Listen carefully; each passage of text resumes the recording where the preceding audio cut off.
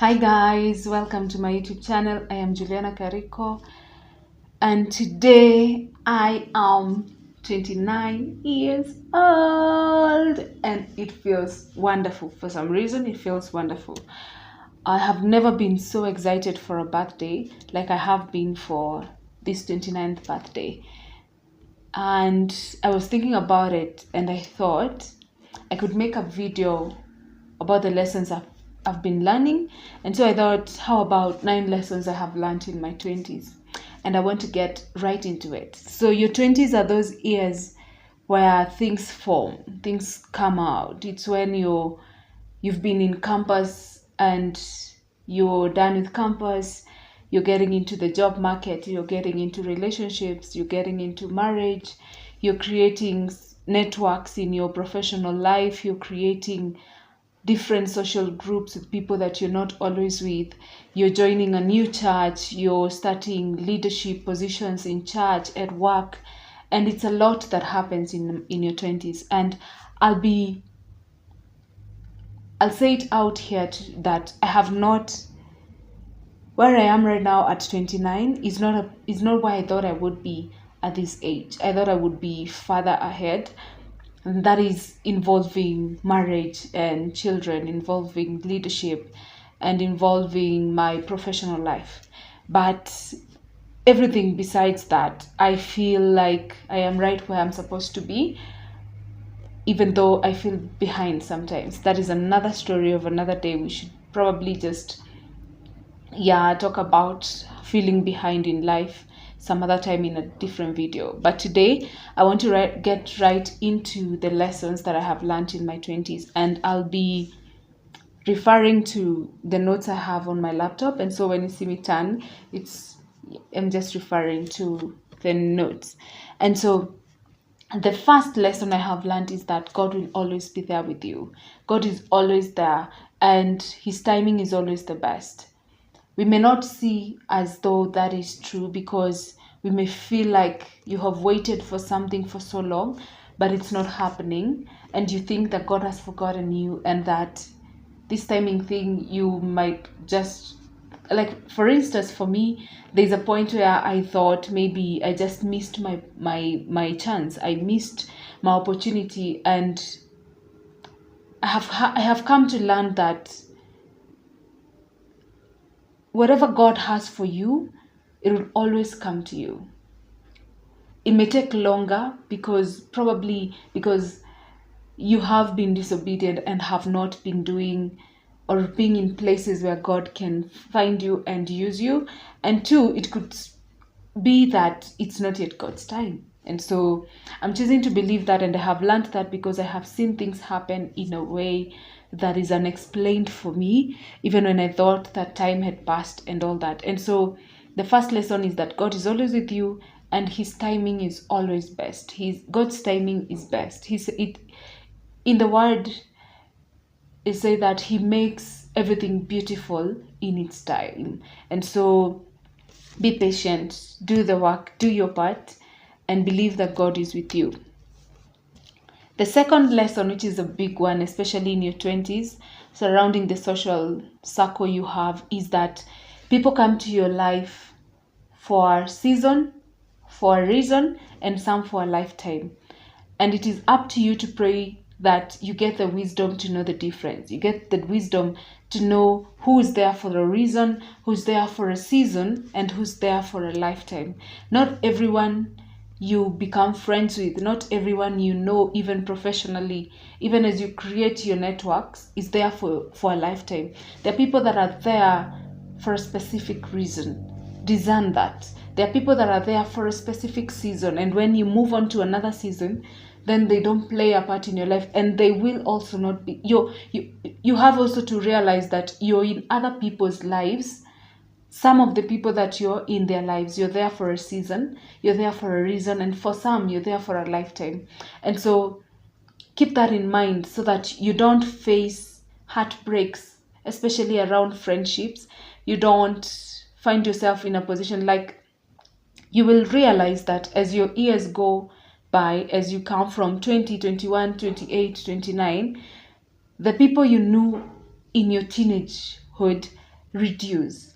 The people you know in your campus life go on, the people you remain active with, they continue dwindling. And it is a principle of life, because you will have a bigger social circle in school because you're always around your friends. But then you'll get to a place where everybody's chasing their lives and chasing whatever they're chasing in this world. And so I pray that you have wisdom to know the difference between the people who are there for a reason and be ready for the opportunity and the reason that they're there for. Because it said that success comes, or rather, opportunity leads to success for those who are prepared for the opportunity. I hope that makes sense. But I also believe that it is up to you to discern and to know exactly what someone is in your life at whatever point of life.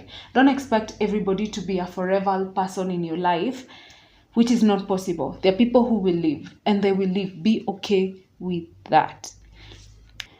The third lesson is in the career. You must realize and you must make sure that your work does not define your worth, that your values are what shapes who you are and what shapes your work. It is not the job that you go to that is there to determine how you live your life. No. Do not let the job you're in or the work you're doing to be the determining factor of how you live your life and the values that you carry every day. It is the other way around. It is the values that you have, it is your character that holds you in your work, in your job, and that shape how you do your work. It is that simple. Your work does not define your worth. Your work does not define your values. Your work does not define how you live your day. It is the other way around. It is your values that define how you do your work. It is your character that defines how. And always remember, and this has been said in quite a number of places, and I hope you have heard it, and I hope me repeating it will be a way that will help you to see the reality in it. So many things can, your network is your net worth. And you might know someone, and people might know you, and you will get an opportunity. But it is the character that you have that sustains that opportunity. If it is a job, it's clearer than day that most times you need to know somebody. And even more importantly, someone needs to know you for opportunities to come your way. And so it's realizing that you will get into the opportunity, but sustaining that, it is your character, it is your values, it is how you do your work. So be careful. In your 20s, you're building networks, you're building your professional life, you're building your career. Be keen to always remember that it is your character that will help you to grow in the place that you are in.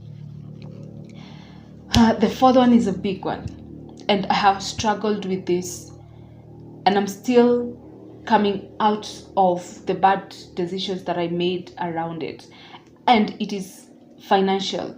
Small habits are better than expecting big financial miracles. It is the small things you do with your money. It is how you spend. It is what you spend on and when you spend on it. I had to understand myself and accept that I am a spender. When I see money, I want to spend it. And so I didn't understand that early on in my 20s. I came to understand it like just about 2 years ago. And by then I had put myself in situations that to this day I'm still working out of. But I have come to learn a lot about finances. If you're bad with your finances, they could easily drain the life out of you. They could easily lead you to depression and anxiety, and they could easily lead you to the grave, early grave. This is from experience. See, I am a spender. Now I know that I am a spender. And so I would find myself that every little money that I got, I would spend. I like treating myself. I want to go to a good hotel, sit down, get the menu and get a good, get good food, drink a good cup of coffee, eat a good salad. I want to treat myself. I want to go in and have a massage. I want to have a pedicure from a good salon, a good area. I want to buy good clothes. And so all this gets to a point where it builds up, especially when you're spending so much more than you are earning or you're getting. And so in your 20s, be really careful about your money. Forget about what people think. If you cannot afford it, you cannot afford it. If you don't have the money to spend it, you don't have the money. Just accept that you cannot do everything. You cannot do everything that you want to do. You cannot afford it. If you cannot afford it, you cannot do it. Accept that. Do not let peer pressure get to you to a point that you get to borrow just to do things you don't necessarily need to do. So just remember that small, consistent financial disciplines are better than any financial miracle. So be careful. The other is something we tend to, especially in Africa, we tend to put it down, and it is mental health. Mental health is important. It is important for you to be well mentally, to be well emotionally, and to live a life that is free of depression, of anxiety, of mental, how do I call it? Mental overwhelm. If you need to see a therapist, do so. Yes, it's not cheap, but for your health, even though you just have to see a therapist even just once a month, just find a way, talk to someone. And especially for those that are younger than 25, probably you're still in campus. Most campuses offer free counseling. I know from experience. I was in the Technical University of Kenya, and in my third year, I was in some sort of a very bad mental space. There were some issues that were going on at home, and I was having a hard time just dealing with it. And I remember somebody told me, no, we were in CU, and during the announcements, the patron mentioned that there are free counseling sessions for students, and I had those sessions for free. I think I went for either 3 or 4 sessions, and they really helped me. I have gone to therapy, not consistently. I've not found a therapist that we have really gotten together. And so, but I know the value of therapy. I know the value of just having someone that you can talk to freely, knowing that by law, you're protected because they cannot talk about it with anybody. They cannot share your experiences and whatever you tell them with it. It's just a safe place. Sometimes you just want to lay it on somebody and leave it there. And so the other aspect of mental health is rest. We are in a culture that glorifies the hustle. We are always grinding and finding more and more and achieving more. But then it is important to realize that rest is crucial.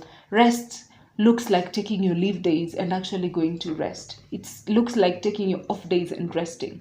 It looks like sleeping enough and allowing your body to rest and heal and rejuvenate. It is important in your 20s. And so it's up to you in your 20s to really build up the muscle in your body, build up your body in a healthy way, so that then in your later years, then you have a body that can support you. Remember, this is the only vehicle you have to carry you through the whole of your life. So if you want to live long and live long in a good body, you need to work on it. Rest. Please rest. And the 6th lesson is related to that. Your body listens to how you treat it. Your physical body is important. Just as I mentioned, your body is the only vehicle you have to carry you through this life. And so it's up to you to be committed to treat your body right. Is it the foods that you're eating? I am of the school of thought that you eat food that is good for you, you treat your body, it will treat you back. And I'm not saying that don't eat fries, don't eat KFC, don't eat whatever you want to eat it, but eat it in moderation.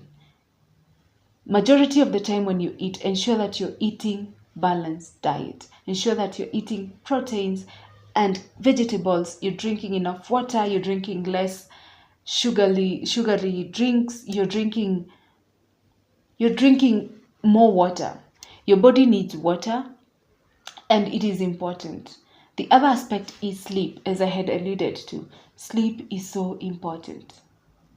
Let your body rest. It is in your sleep that your body repairs. It is in your sleep that your body grows. It is in your sleep that your body heals.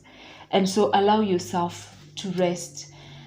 Also, one tip for good sleep is to ensure that you do not eat 2 hours before you sleep. So if you want to sleep at 9, or let's say you want to sleep at 10, you should be done eating by 8 p.m. So make that a habit. I have tried the Daniel fast once. Oh, and that worked for me. And I wonder, why have I not done it again? I should do it again, right? Yeah, it just trains you. You set your mind. You don't buy things that you don't need. You don't want to eat for a period of time, and you just get your body back to a point where it could really take off. And it's good to look after ourselves. Go to the gym if you have to. Go for a walk. Go for a run. Just be active and take care of your body. The 7th lesson is about personal growth and personal development. Discipline is the bridge between intention and impact. If you want to achieve anything, discipline is the bridge that allows you to come from the intention of doing it and the impact you create by doing it. And discipline is part of your personal development. If you want to grow as a person, you need to be disciplined. If you want to do something and achieve great heights, you need to be disciplined. It is a non-negotiable. If you're not disciplined, you won't be able to achieve what you want to achieve in life. And so it's a challenge to you. Do what you say you do. You will do. Build up an evidence portfolio for that. When you say you'll do something, you actually do it. It's that simple. I know, it's not that simple. I also struggle with discipline a lot. It's important that we note that motivation fades, but discipline is what keeps us moving. So embrace discipline, practice discipline, and give it your best. The 8th lesson is I have come to learn that you don't find your purpose. No, you grow into your purpose. Let that sink in. You don't find your purpose. You grow into your purpose.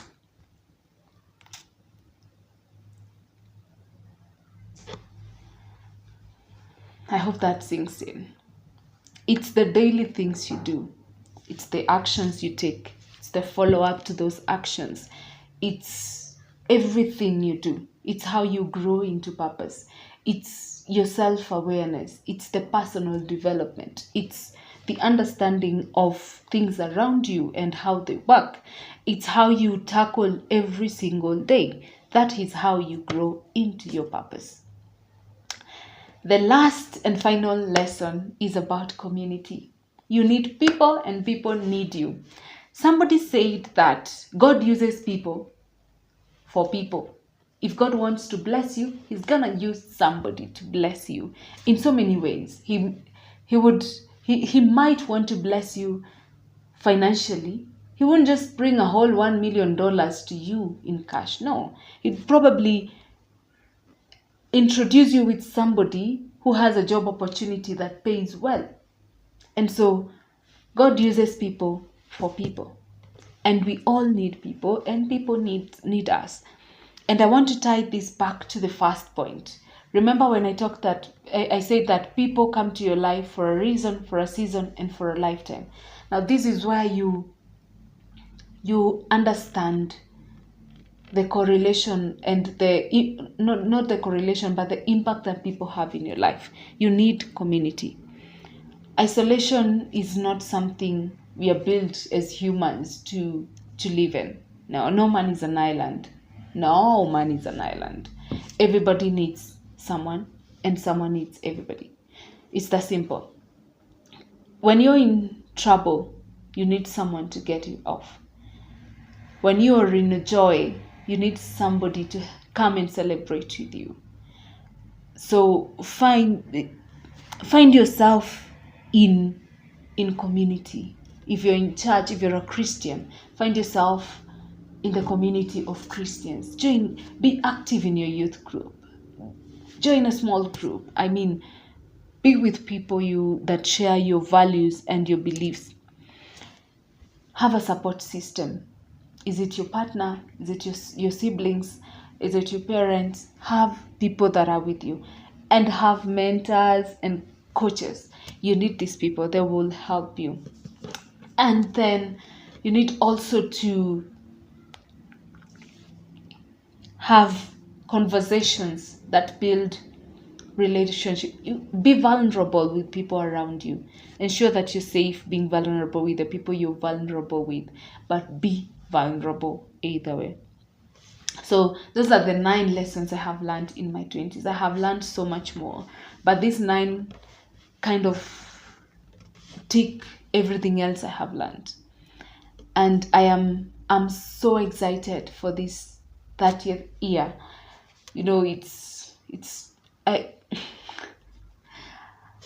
I'm turning 29 years, but from here on, I'll be in my 30th year. I don't know whether that makes sense. The math makes sense. Because then I will start counting 29 years and 1 day, 29 years and 1 month, 29 years and 6 months. You get me? So, yeah, happy birthday to me.